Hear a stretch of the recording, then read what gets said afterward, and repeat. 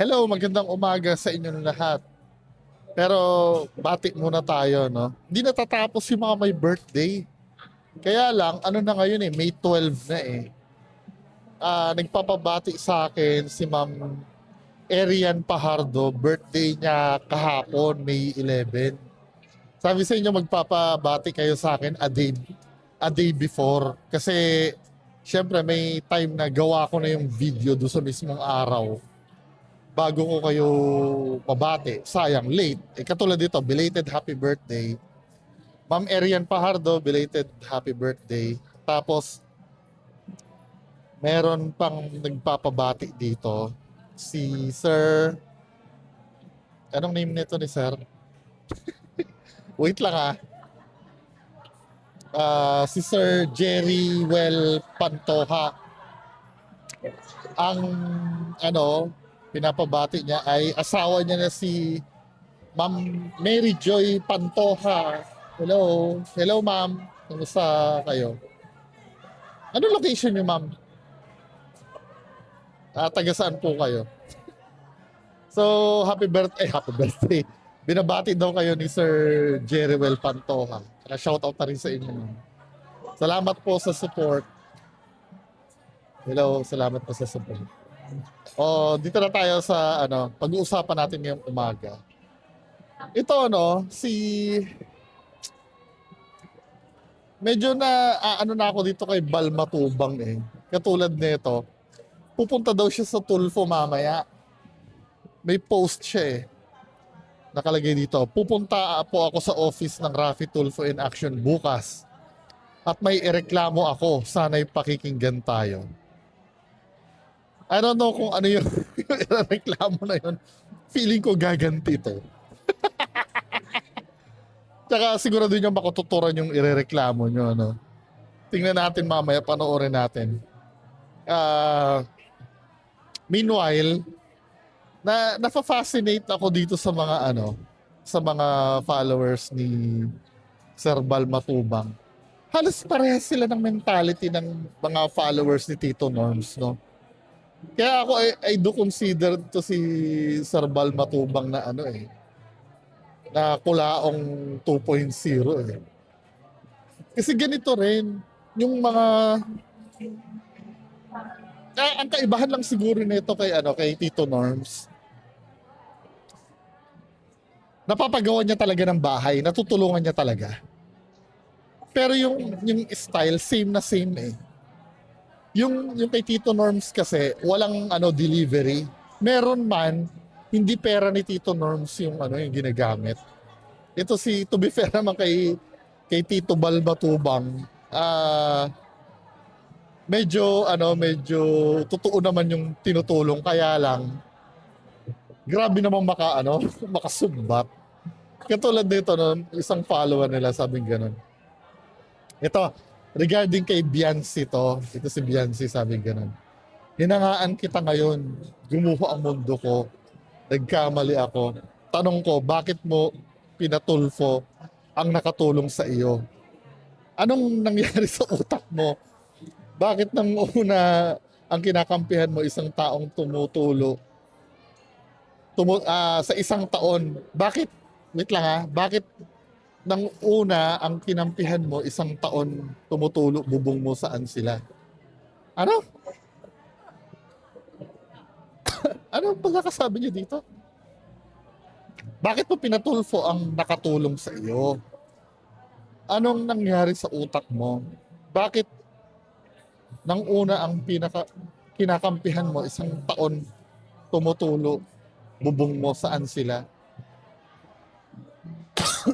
So siguro ibig niyo sabihin dito, nasaan sila nung isang taong tumutulo ang bubong mo? Ito yung nafe-fail maintindihan ng mga supporter ni Tito Bal. Akala nila si Tito Bal lang ang tumutulong talaga. Hindi nila nare-realize yung Biancy na yon, malaki ang naitulong kay Tito Bal. Kay Tito Bal Matubang kasi siya yung kino-content eh. Siya yung star ng show. Naiintindihan nyo ba yon? Kung wala yung Biancy na yon, wala ring maipapublish si Bal Matubang. o yung Kalingap Prab na channel, wala silang kikitain. Kundi dahil doon sa Beyonce na yon. Kasi maraming tumangkilik doon eh.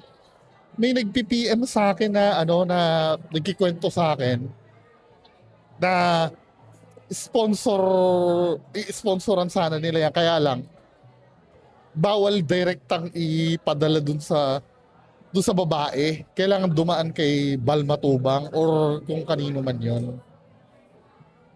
'Di ba? Sinasala nila. Kaya tuloy walang transparency, hindi nila alam kung naibibigay ba yung tulong ng mga sponsor. Yun ang hindi naiintindihan na itong mga to.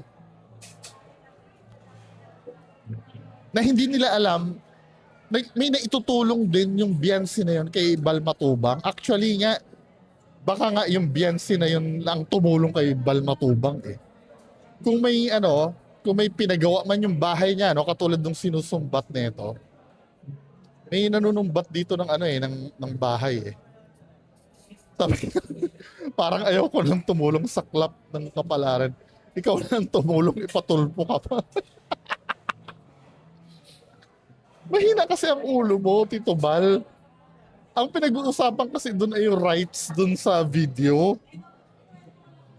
Diyos ko naman. Okay, pagpatuloy natin to. Si Bal S. Matubang ang nagsakripisyo. Sakripisyo daw. Ba yun? Si Bal Matubang ang nagsakripisyo. Gumawa ng paraan. Mapagawa ang tumutulong bubong mo. Kaming mga gumagabay, di kami nagdalawang isip na tulungan ka. Hindi nyo ba na-realize baka kayo pa yung tumulong dyan? Yung mga donation nyo, kayo, FLM na FLM Baka mamaya kayo mga sponsor, yung pinapadala nyo mga sponsor, yun yung pinapangpagawa ng bahay niyan. Yung kita ni Tito Bal, sa kanya lang talaga yun. Hindi nyo ba na-realize na baka ganun yung nangyayari? Parang yung kay Tito Norms, di ba? May sinasabi si Tito Norms na namigay ako ng salamin, namigay ako ng wheelchair. Pero in reality, yung mga nagpapadalang sponsor yung gumagastos, inaako niya yung credit. Kayo aware kayo eh, na nagpapadala kayo eh. O?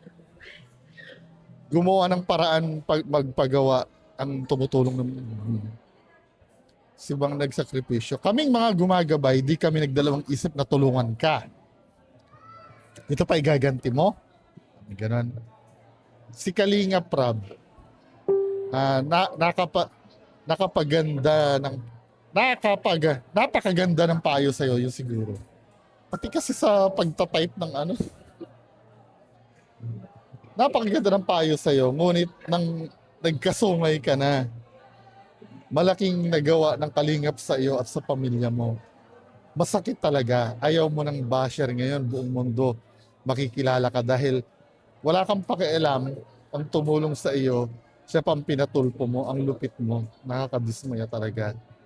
Nabago ang buhay ng dahil sa Kalingap. Hindi siya tamang hindi siya tamang isumbat na yung Kalingap ang may nagawa sa kanya. Kasi ito, as per do sa tulpo, talent siya ng Kalingap eh. Pinagtrabahuhan niya din sa mga videos na pinablish. Yung yung nahita niya. Di naman totally libre lang yun na alam mo yon yung pinalilitaw nyo na parang wala siyang ginawa. Tapos inabot lang sa kanya yung bahay. Pwede ba minsan, itigil na natin yung culture na ganyan? Na yung mga YouTuber na katulad ng mga kalingap-kalingap na yan, hindi nyo pa ba hindi nyo pa ba na re-realize na talagang dinisign yung program na hindi naman para tumulong, para kumita? Come on. Tsaka yung pagpapatulfo, hindi nyo pa rin ba naiintindihan yung main reason? Ang gusto lang nung bata, humiwalay na. At alisin yung video, ayaw niya na ma-involve. Yun lang naman eh. Napakahina namang umintindi. 'Di ba? Kaya yung mga charity vlog na yan, minsan unti-unti nang lumilitaw yung tunay na motibo eh. For example, 'di ba nagka-issue din si Pugong Biyahero din? Kung kilala niyo yung Pugong Biyahero, ano? Meron din doon na nagsasabi, na-content ko na to, I think 3 years ago yata. Parang nagko-complain yung mga tumutulong, yung mga nagpapadala.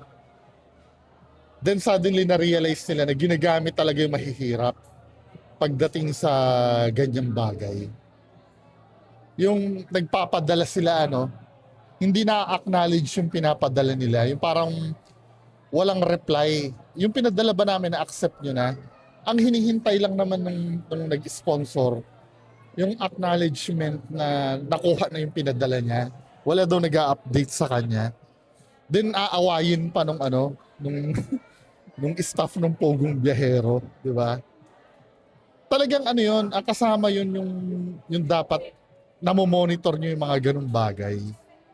Hindi lisensya yung nakatulong kayo, no, na may natulungan. Hindi eh. May obligasyon din kayo kasi sa mga sponsors. At yung tinutulong nyo, kung tulong man yan, ano, wala dapat sumbatan dyan na nangyayari. Hindi katulad nung, alam mo yung pinapakita pa yung bubong, ang bubong nyo dati ganito, tapos ang bubong nyo ngayon ay ganyan na, ganito dati ang bahay nyo ay ganito na. Ay, Diyos ko. Talaga naman.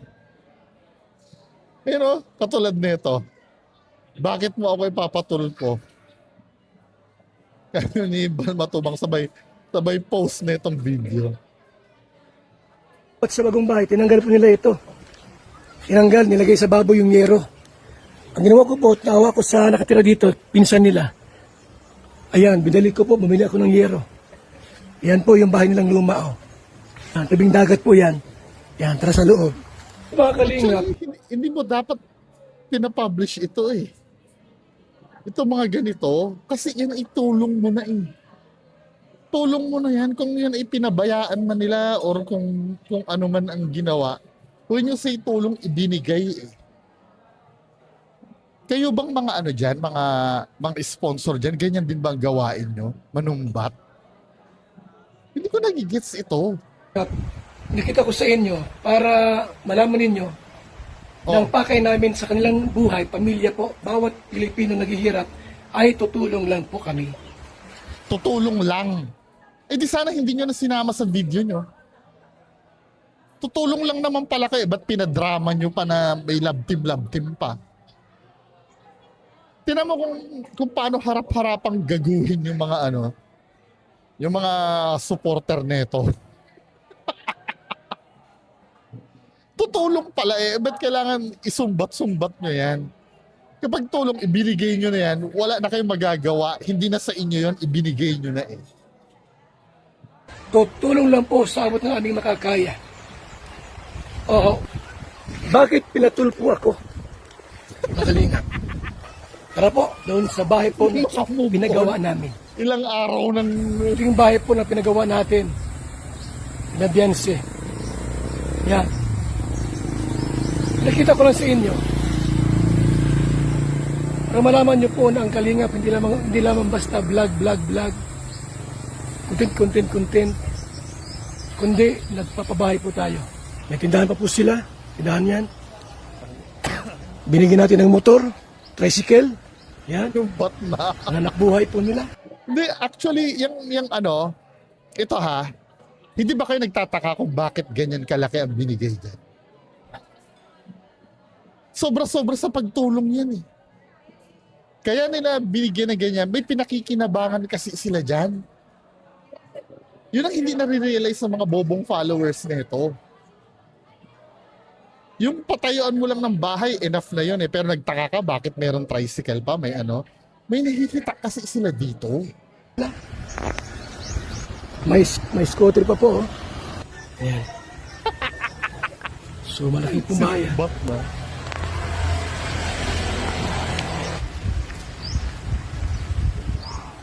Bakit kailangan pang ang isang Val Santos Matubang ay patulpo?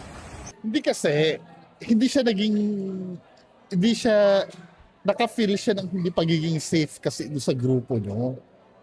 Yun kasi ang nilalaban ni Beyonce at ayaw niya nang maano sa inyo, ma-associate sa inyo. Kaya pinapa-pull down yung mga videos. Ngayon, ayaw nyo kasi nga kumikita. Ito po, nung Ngayon, kung ayaw nyong alisin yon, huwag niyo isumbat yan.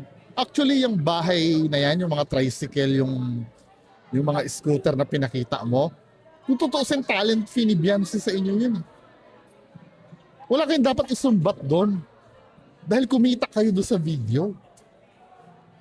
Tama, pagka nagkaharap-harap kayo sa Tulfo, I don't know kung if mapapag-usapan nyo yan, ano, pero feeling ko tagilid ka dyan. Kasi wala ka namang argumentong hinahain na bago eh. Puro panunumbat eh. Anyway mga kababayan ko, yan lang po muna yung pag-uusapan natin ngayong umaga. Magandang umaga sa inyo lahat. Bye-bye.